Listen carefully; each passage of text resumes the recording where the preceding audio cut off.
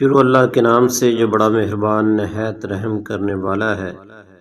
پیارے دوستو، کسی گاؤں میں ایک غریب مولوی رہتا تھا۔ وہ اس چھوٹے سے گاؤں کی اکلوتی مسجد کا امام تھا اور نماز کے علاوہ گاؤں کے بچوں کو قرآن بھی پڑھاتا تھا، جبکہ اس کی بیوی گاؤں کی بچیوں کو مدرسہ پڑھاتی تھی، جس سے ان کا گزر بسر ہو جاتا تھا۔ ان کی ایک ہی بیٹی تھی جو کہ بہت خوبصورت تھی۔ اس کی خوبصورتی کے چرچے دور دور تک پھیلے ہوئے تھے اور یہی بات گاؤں کے چودھری صاحب کے بیٹے تک بھی پہنچ گئی۔ اس نے موقع کی تلاش شروع کر دی کہ کسی طرح ایک بار اس حسین لڑکی کو دیکھ لے، آخر وہ ہے کیا بھلا۔ ایک دن وہ مولوی صاحب کے گھر چلا گیا کہ کچھ نیاز وغیرہ دینے کے بہانے مولوی کی بیٹی کا دیدار ہو جائے گا۔ اس طرح وہ اپنے مقصد میں کامیاب ہو گیا۔ جب امام صاحب مسجد میں نماز پڑھا رہے تھے تو اس نے دروازے پر دستک دی اور مولوی کی بیٹی کی آواز آئی، کون؟ اس نے کہا کہ اس کے پاس کچھ سامان ہے جو چودھری صاحب نے بھیجا ہے، وہ لے لے۔ لڑکی نے کہا کہ آپ دروازے میں رکھ دیں، میں اٹھا لوں گی۔ اس نے سامان رکھا اور وہیں انتظار کرنے لگا۔ جب لڑکی نے سمجھا کہ سامان رکھنے والا چلا گیا ہے تو اس نے سامان اٹھانے کے لیے دروازہ کھولا تو اس لڑکے نے اسے دیکھ لیا، دیکھا ہی نہیں بلکہ اس پر عاشق ہو گیا اور وہیں اپنا دل دے بیٹھا۔ لڑکا گھر آیا اور ضد پکڑ لی کہ اس نے شادی کرنی ہے تو مولوی کی بیٹی سے ہی کرنی ہے۔ چودھری صاحب اس رشتے کے حق میں نہیں تھے۔ انہوں نے بیٹے سے کہا کہ میں جا کر مولوی صاحب سے بات کرتا ہوں۔ چودھری صاحب آئے اور مولوی سے کہا کہ میرا بیٹا شراب پیتا ہے، جوا کھیلتا ہے اور ہر برائی ہے اس میں اپنے بیٹے کے لیے آپ کی بیٹی کا رشتہ مانگنے آیا ہوں۔ اگر آپ انکار کریں گے تو میں ہنسی خوشی چلا جاؤں گا، یہ نہ سوچنا کہ میری ناراضگی آپ کی زندگی میں کوئی خلل ڈالے گی۔ اب ظاہر سی بات ہے مولوی صاحب نے انکار ہی کرنا تھا۔ چودھری صاحب گھر گئے اور بیٹے سے کہا کہ مولوی نے انکار کر دیا ہے اور دوبارہ کبھی اس گلی سے بھی نہ گزرنا۔ لیکن لڑکے کو بہت غصہ آیا کہ اتنی دولت، عزت اور شہرت کے باوجود مولوی نے یہ رشتہ کیسے ٹھکرا دیا۔ میں ضرور انتقام لوں گا، اور اس نے دل میں انتقام کی ٹھان لی۔ ادھر مولوی صاحب کی بیٹی بیمار ہو گئی اور اسے پیٹ میں درد شروع ہو گیا۔ پہلے تو گھریلو ٹوٹکوں سے علاج کرتے رہے، لیکن جب بیٹی کا پیٹ پھولنے لگا تو وہ گاؤں کے واحد حکیم کے پاس چلے گئے۔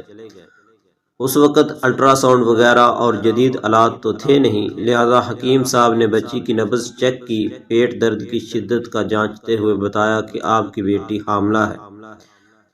مولوی کے گھر میں تو جیسے کہرام مچ گیا، ایک قیامت آن پڑی۔ مولوی نے بیٹی کو بہت مارا پیٹا کہ کس کے ساتھ منہ کالا کروا کے آئی ہے، کس کا بچہ ہے تیرے پیٹ میں۔ ایک دو بار اسے قتل بھی کرنا چاہا، لیکن ماں بیچ میں آ گئی۔ اسے یقین تھا کہ اس کی بیٹی نے بے گناہ ہے۔ وہاں ان کی بیٹی بھی اس امتحان پر اللہ سے امید لگا کر بیٹھ گئی کہ اب کوئی معجزہ ہے اسے اس ناکردہ گناہ سے نکال سکتا ہے۔ ادھر چودھری صاحب کے بیٹے نے جب 2-3 بار مولوی کی بیٹی کے ہمراہ حکیم کے پاس جاتا دیکھا تو حکیم کے پاس چلا گیا، تھوڑی سی رقم ادا کی تو حکیم نے ساری بات اگل دی۔ چودھری کا بیٹا واپس آیا اور گاؤں کے میراثی کو کچھ رقم دے کر سارے گاؤں میں اعلان کروا دیا کہ مولوی کی بیٹی بغیر نکاح کے حاملہ ہو گئی ہے۔ گاؤں کی عورتیں مولوی کے گھر آنے لگیں اور پوچھنے لگیں کہ ایسا کیا ہو گیا کہ بیٹی کو یہ گناہ کرنا پڑا، اس کی شادی کیوں نہ کروا دی، کس کے ساتھ منہ کالا کیا ہے۔ غرض جتنے منہ اتنی باتیں۔ گاؤں کی پنچایت نے مولوی صاحب سے امامت واپس لے لی اور انہیں 1 ماہ کا وقت دے دیا کہ وہ اپنی رہائش کا بندوبست کسی اور گاؤں میں کر لے۔ گاؤں والوں نے بھی اپنی بچیوں کو مولوی کی بیوی کے پاس بھیجنا چھوڑ دیا۔ ہر طرف سے مولوی صاحب پریشانیوں میں گھرے جا چکے تھے، انہیں کوئی راستہ دکھائی نہیں دے رہا تھا۔ ایک دن وہ پریشانی کے عالم میں بیٹھے تھے کہ دروازے پر دستک ہوئی۔ جا کر دروازہ کھولا تو سامنے ایک خوب رو نوجوان کھڑا تھا۔ اندر آنے کی اجازت طلب کی تو مولوی صاحب پریشانی کے عالم میں کچھ سوچنے لگے۔ لڑکا سمجھ گیا اور اپنا تعارف کروایا کہ میں آپ کا شاگرد، بچپن میں آپ سے قرآن پڑھا ہے، فلاں شخص کا بیٹا ہوں اور برابر والے گاؤں سے آیا ہوں۔ مولوی صاحب نے پہچان لیا اور اسے اندر لے آئے۔ اس نے اپنے آنے کا مقصد بتاتے ہوئے کہا کہ اسے معلوم ہوا ہے کہ آپ کی بیٹی کے ساتھ یہ ماجرا پیش آیا ہے۔ مزید بتایا کہ وہ شہر سے حکمت کو کورس کر کے مکمل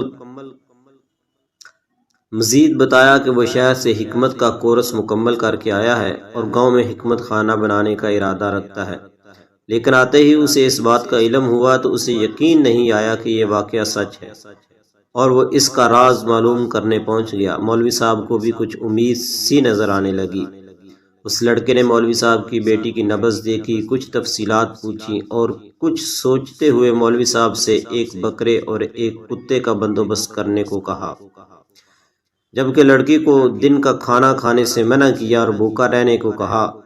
اس کی بات پر عمل کرنا پڑا۔ مولوی صاحب اور کرتے بھی تو کیا کرتے، ڈوبتے کو تنکے کا سہارا۔ رات تک سارا بندوبست کر دیا۔ لڑکے یعنی حکیم نے گاؤں کے کچھ معزز عورتوں کو بھی بلوا لیا اور ان سے بکرے کا گوشت پکانے کو کہا۔ جب گوشت پک چکا تو اس لڑکے نے لڑکی سے کہا کہ پیٹ بھر کر گوشت کھا لے۔ لڑکی بھی صبح سے بھوکی تھی، جی بھر کر گوشت کھایا۔ جب لڑکی نے گوشت کھا لیا تو اس وقت تک محلے کے کچھ مزید لوگ بھی مولوی کے گھر کے باہر جمع ہونے شروع ہو گئے کہ یہاں کیا ماجرا چل رہا ہے۔ اس لڑکے نے مولوی صاحب کی بیٹی کو بلوایا اور دوسرے کمرے میں لے گیا جہاں اس نے پہلے سے کتا ذبح کر کے رکھا ہوا تھا۔ اس لڑکی کو بتایا کہ یہ جو گوشت اس نے کھایا ہے وہ اسی کتے کا گوشت تھا۔ بس پھر کیا تھا، لڑکی نے الٹیاں شروع کر دی اور جو کچھ کھایا تھا سب باہر آنے لگا۔ کچھ ہی دیر میں اس کے پیٹ سے الٹی کے ذریعے ایک بھینسا بھی باہر نکل آیا، جسے سب محلے والوں نے اپنی آنکھوں سے دیکھا۔ جیسے ہی بھینسا باہر نکلا، لڑکی کو کچھ سکون سا محسوس ہونے لگا تو وہ لڑکا کہنے لگا کہ اس لڑکی نے کسی ندی یا دریا کا پانی پیا تھا۔ اس وقت چھوٹا سا بھینسا، اس کا بچہ اس کے حلق کے ذریعے پیٹ تک جا پہنچا۔ جب وہ بھینس کا بچہ بڑا ہوا تو اسے تکلیف شروع ہو گئی اور انفیکشن کی وجہ سے پیٹ بھی پھولنا شروع ہو گیا۔ گاؤں کے سب لوگ اس لڑکے کی ذہانت اور حکمت دیکھ چکے تھے اور اس لڑکی کی پاک دامنی بھی سب پر واضح ہو گئی۔ مولوی صاحب نے اس لڑکے کے اصرار پر اپنی بیٹی کا نکاح اس نوجوان سے کر دیا اور یوں وہ ہنسی خوشی اپنی زندگی بسر